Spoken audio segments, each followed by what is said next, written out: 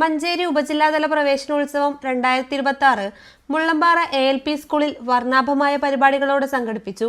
നവാഗത വിദ്യാർത്ഥികൾക്ക് ഹൃദ്യമായ സ്വീകരണം നൽകിക്കൊണ്ട് നടന്ന ചടങ്ങ് അഡ്വക്കേറ്റ് M. റഹ്മത്തുള്ള MLA ഉദ്ഘാടനം ചെയ്തു.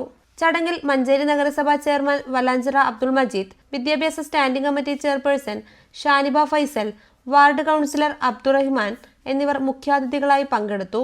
School manager advocate UA Latheef, AEO Beena Manikkoth, BPC Bindu teacher, Malappuram DIET faculty Abubakar, school management committee Saleem PP, Hameed Madathil, Shamsu, അധ്യാപകർ, രക്ഷിതാക്കൾ, സാമൂഹിക സാംസ്കാരിക രംഗത്തെ പ്രമുഖർ എന്നിവർ ചടങ്ങിൽ സന്നിഹിതരായിരുന്നു.